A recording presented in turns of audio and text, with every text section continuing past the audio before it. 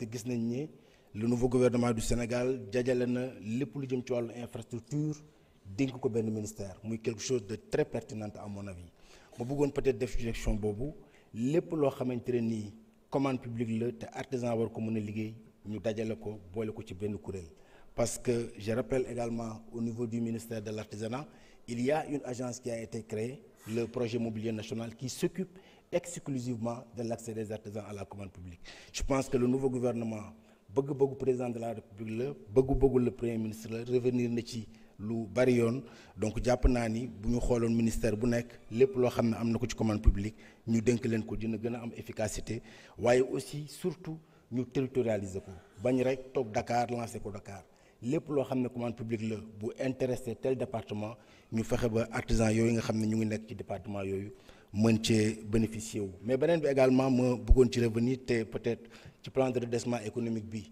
xëj na am na ci wàll sax bu mu ci jël mooy c'est par rapport à la mise en place des mini industries parce que loolu aussi dina bokk ci liy egg lii en tout cas jëmmal sunu souveraineté tey boo xoolee dafa am juróomi filière yoo xamante ne nii mun naa wax ci filière bois mun naa ko tudd ci filière métal filière cuir de peau filière textile nga xamante ne nii ci plan de redressement économique bi premier ministre wax na yéene bu mu am pour fexe ñu accompagner leen donc bu ñu góorgóorlu woon tey ba à travers li nga xamante ne nii moom mooy orientation le ministère de l'industrie ñu accompagner ces artisans là à ce que ñu am des mini industries jàpp naa ni fii ak mandat bi di jeex dinañu dem vers la souveraineté de ces produits là donc loolu laa bëggoon peut-être échanger mais beneen bi également c'est au niveau du ministère de l'économie je pense que ñun ñëpp ñu ngi rafetlu le nouveau code de l'investissement bi nga xam ne jot nañ ko voté fii au niveau de l'Assemblée nationale mais le constat en tout cas ñun li ñu ci def mooy lu bari ci askan wi xëj na dese nañ ko xam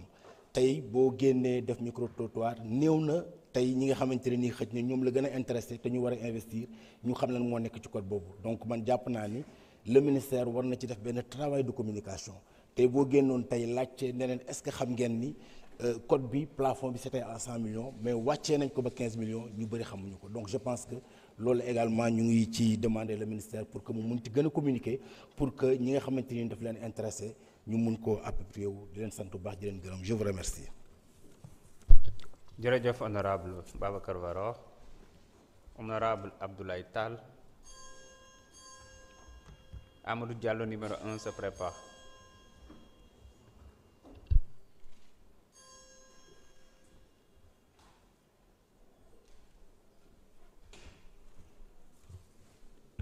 salaamaaleykum wa rahmatullah monsieur le président maa ngi lay nuyu monsieur le ministre des finances et du budget monsieur le ministre de l'économie chers collaborateurs des ministres alors vous me permettrez d'abord de féliciter le ministère des finances et l'ensemble des ministères sectoriels pour l'élaboration de ce budget et le travail jusqu'ici abattu pour effectivement nous permettre de nous réunir pour nous pencher sur des questions qui concernent le peuple sénégalais. Vous me permettrez de m'offusquer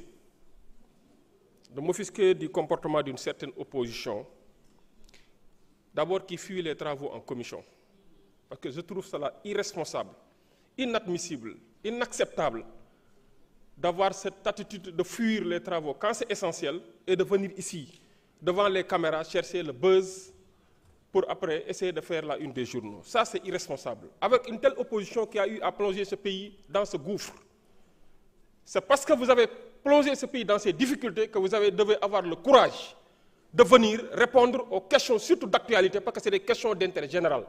Des questions d'actualité qui sont posées au gouvernement, adressées au Premier ministre, c'est des questions qui sont d'intérêt général. Ayez ce courage devant le peuple et devant l'histoire, après avoir plongé ce pays dans ce gouffre, au 4e sous-sol, revenir ici en plénière pour aller devant les caméras chercher le buzz. Ça, c'est inadmissible, c'est irresponsable. Et je le dis et je l'assume. Je le dis et je l'assume. Alors, une opposition qui confond actualité, question d'actualité et faits divers. C'est parce qu'en réalité, lorsqu'ils étaient là, ils avaient l'habitude d'élaborer des lois au moindre fait divers. Au moindre fait divers. C'est parce que vous l'avez fait que vous ne pouvez pas venir ici Collègues, répondre devant devant l'histoire et devant le peuple. Vous n'avez pas droit à la parole. Laissez notre collègue terminer. Souffrez en silence et laissez-moi parler. Alors, je m'offusque. Monsieur le ministre, dafa am benn préoccupation bu ma am par rapport aux garanties de l'État sur certains investissements privés. Je m'explique. Je l'avais évoqué en commission devant le ministre de l'économie. J'avais reçu l'information qu'à Sinthiou Malem, la centrale solaire qu'on devait construire là-bas et qui concerne une initiative privée, une offre spontanée, se trouve être bloquée, alors que c'est un investissement qui ne demande qu'une garantie. Ce n'est pas un prêt de l'État. Est-ce que vous pouvez faire en sorte que ça soit décanté? Également, renforcer le budget de la Commission nationale des droits de l'homme.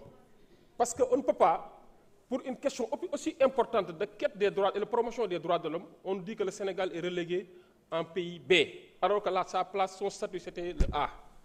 C'est la raison pour laquelle c'est une urgence de tenir compte de cet aspect, parce que, compte tenu de tout ce qu'on peut faire en termes d'investissement matériel, quand on échoue sur les droits humains, sur le bilan immatériel, ça va nous rattraper. Raison pour laquelle je vous demanderai de renforcer davantage la Commission nationale des droits de l'homme en termes de budget et de moyens conséquents pour lui permettre de faire son travail correctement.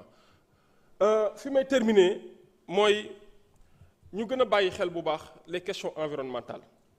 Que la dernière fois, le ministre de l'Environnement, à Mbour, il y a des quartiers qui sont menacés de disparition à cause de la digue de protection qu'on a construite à Saly et qui protège l'hôtel Palme Beach. Je ne sais pas si vous avez l'habitude de mettre les pieds là-bas. Cette digue de protection a eu à créer une érosion côtière sans précédent et menace même la disparition de quartiers comme Saly Niakhal, Grand-Bourg, Golfe et Tefes, ainsi que d'autres quartiers sur la côte. Je pense que si vous pouvez sortir les moyens conséquents, comme vous l'avez fait à Saly avec l'hôtel Palme Beach, ériger des digues de protection va permettre à ces populations quand même de rester dans les quartiers, de ne pas fuir, mais demain éviter qu'ils soient des sinistrés. Je vous remercie de votre aimable attention. Merci beaucoup. Jërëjëf honorable. Honorable Amadou Diallo, numéro 1. Vous avez la parole. Honorable Roqui Ndiaye se prépare.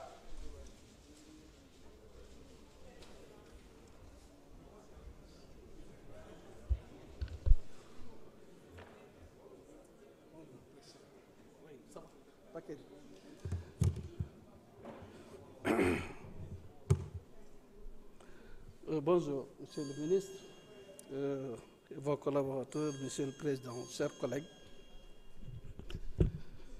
Je pense qu'il faut arrêter de raconter des contre-vérités, pour ne pas dire des mensonges sur la présence de l'opposition dans les commissions. Vérifier les états d'amendement, tout simplement. Monsieur le ministre, vous avez fait prendre au président de la République 2 décrets. Le 16 de 2025, 16-18 et le 2025, 16-19.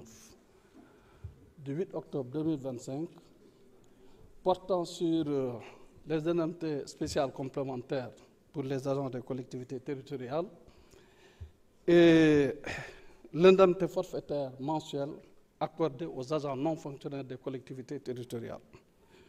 Vous savez que les départements ne disposent pas de fiscalité propre. Nous recevons des transferts d'investissement en fonctionnement et en investissement